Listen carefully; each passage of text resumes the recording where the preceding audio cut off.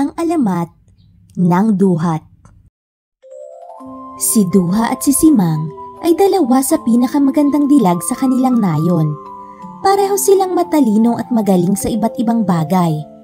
Mula pagkabata ay sila na ang matalik na magkaibigan at madalas na magkalaro. Hanggang sila ay magdalaga ay hindi pa rin mapaghiwalay. Pangako nila ay walang makakasira sa kanilang pagkakaibigan. Ngunit hindi perpekto ang mundo at ang kanilang pagkakaibigan ay unti-unting nasisira dahil sa lihim na inggit ni Simang kay Duha. Pareho silang maganda, ngunit bakit lahat ng mga binata sa kanilang bayan ay tila si Duha ang gusto? Pareho silang may galing at talento, ngunit bakit si Duha lamang ang napapansin at nabibigyan ng papuri? Pareho silang mabait, ngunit bakit maraming ibang kaibigan si Duha at siya ay isa lang? Ngunit nilabanan ni Simang ang inggit. Napagtanto niya, hindi niya kailangan ng maraming kaibigan. Isang kaibigan ay sapat na at si Duha iyon. Sabi niya, magiging masaya siya sa kaibigan sapagkat wala naman itong ginawang masama sa kanya. Isang tunay na kaibigan ay higit pa sa 100 kaibigang hindi naman totoo sa'yo.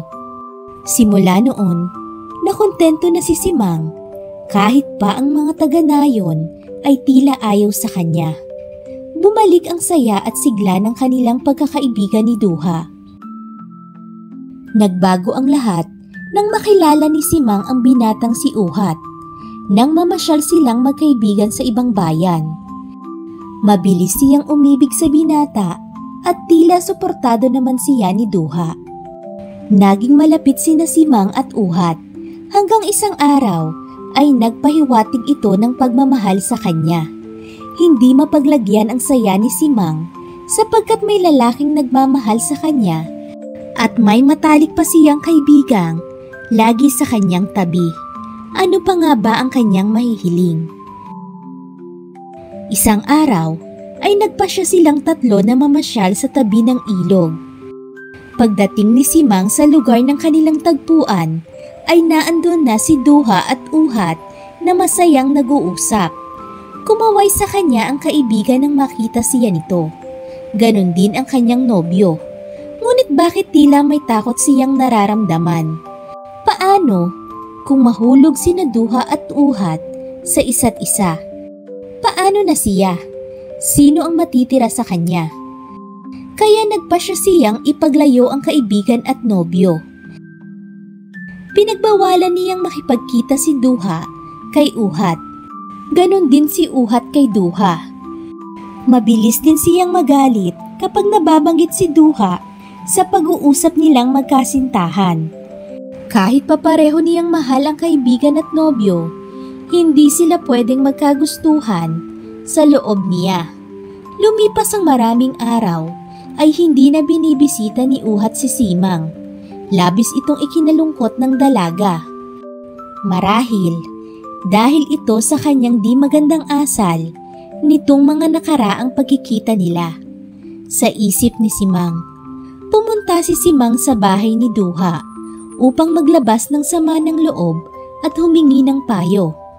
Ngunit laking gulat niya nang makita niya ang nobyo at kaibigan na magkayakap sa labas ng bahay ni Duha.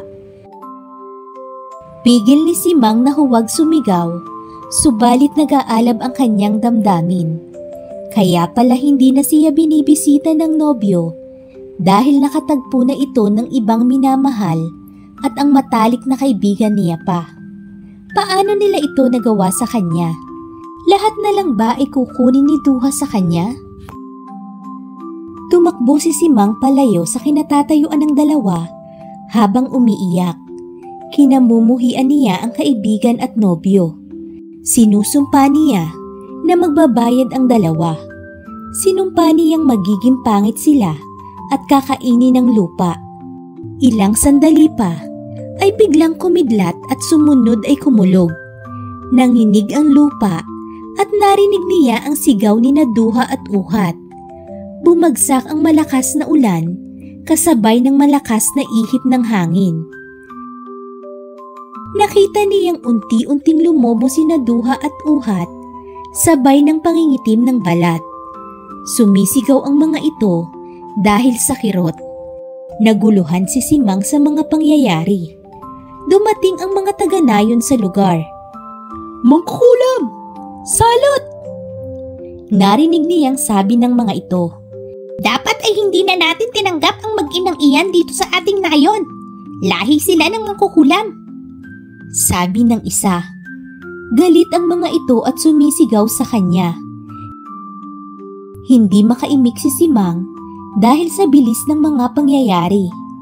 Nakikita na rin niyang kinakain ng lupa sina Duha at Uhat habang tumulong namang hilahin sila pataas ng ibang taga-nayon. "Ikaw ang mahal ko," sabi ni Uhat kay Simang habang iniinda ang sakit ng pagkakaipit sa lupa at paglobo ng katawan. "Masaya kaming nagkayakap dahil ibinalita ni Uhat ang pasya niyang pakasalan ka," sabi ni Duha habang umiiyak. Parang pinagsakluban ng langit at lupa si Simang nang mapagtanto ang pagkakamali. Ngunit huli na ang lahat sa pagkatuluyan ng kinain ng lupa si Duha at Uhat. Sinikap ni Simang na ibalik sina Duha at Uhat gamit ang natitirang lakas at nagdasal siya ng taimtim. Isang liwanag ang biglang sumakop sa buong nayon. Pagkatapos niyon ay biglang nawala si Simang na parang bula. Pagkalipas ng ilang buwan ay may kakaibang tanim ang tumubo sa lugar kung saan kinain ng lupa sina Duha at Uhat. Lumago ito at naging puno at ilang taon pa ay namunga ng maliliit at maiitim na bunga. Tinawag nila itong Duhat. Sa huli, hindi man naibalik ni Simang sina Duha at Uhat mula sa lupa sa totoo nilang anyo, ay naibalik naman niya ito bilang puno na ang bunga ay nagbibigay ngayon ng sustansya at talaga namang kinagigiliwan ng marami. Thank you for watching. Please subscribe.